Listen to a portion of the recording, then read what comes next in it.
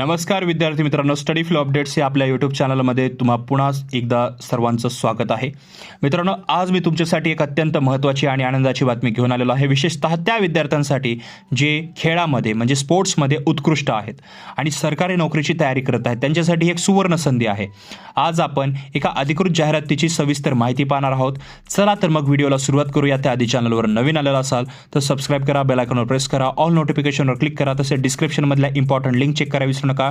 जर article read करायचे असेल तर पहिली लिंक आहे आणि जर व्हॉट्सअप टेलिग्राम ग्रुप जॉईन करायचा असेल आर्टिकल्स मिळवण्यासाठी तर डिस्क्रिप्शनमध्येच डाऊन साईडला लिंक्स दिलेल्या आहेत. मित्रांनो, ही भरती इन्कम टॅक्स डिपार्टमेंट पुणे म्हणजेच प्रधान मुख्य आयकर आयुक्त कार्यालय पुणे यांच्याकडून काढण्यात आलेली आहे. ही भरती मेरिटोरियस स्पोर्ट्स पर्सन म्हणजेच विविध खेळांमधील उत्कृष्ट खेळाडूंसाठी आहे, म्हणजे स्पोर्ट्स कोट्यामधून आहे. यामध्ये एकूण 85 जागांसाठी भरती होणार आहे. आणि आता आपण पाहूया की कोणकोणती पदे आहेत आणि त्यांच्यासाठी किती जागा आहेत. सर्वप्रथम आहे स्टेनोग्राफर ग्रेड 2.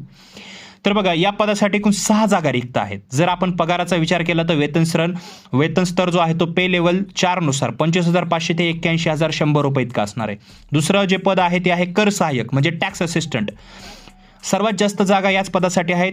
याच्या एकूण 40 जागा याच्यामध्ये भरल्या जाणार आहेत. या पदासाठी सुद्धा वेतन स्तर जो आहे तो 4 लागू असेल, 25,500 ते 81,100 रुपये. आणि तिसरं आहे मल्टीटास्किंग स्टाफ, ज्याला MTS म्हणलं जातं. या पदासाठी एकूण 39 जागा आहेत आणि वेतन स्तर 1 नुसार 18,000 ते 56,900 रुपये इतका पगार याच्यामध्ये असणार आहे. आता सर्वात महत्त्वाची गोष्ट म्हणजे अर्ज कसा आणि कधी करायचा. विद्यार्थी मित्रांनो, हे लक्षात घ्या की अर्ज फक्त ऑनलाईन पद्धतीने स्वीकारले जाणार आहेत. जर तुम्ही ऑफलाईन किंवा पोस्टाने अर्ज पाठवला तर तो स्वीकारला जाणार नाही. ऑनलाईन फॉर्म भरण्याची प्रक्रिया जी आहे ती 15 ऑगस्टपासून सुरू होणार आहे आणि अर्ज करण्याची शेवटची तारीख 15 सप्टेंबर 2026 म्हणजे तुमच्याकडे बरोबर 1 महिन्याचा वेळ असणार आहे. पण शेवटच्या दिवसाची वाट न पाहता लवकर तुम्ही अर्ज करू शकता. शैक्षणिक पात्रता काय आहे सर्वात महत्त्वाचं. आता आपण माहिती तर पाहिली, पण शैक्षणिक पात्रता पण गरजेची आहे. बघा, ज्या इतर अटी वगैरे त्यांनी दिलेल्या आहेत त्या ऑलरेडी आता साईटवर दिलेल्या आहेत. मी जाऊन पाहिलं, पण सध्या त्यांनी त्या अटी तिथं ज्या आहेत त्या पब्लिश केलेल्या नाही आहेत.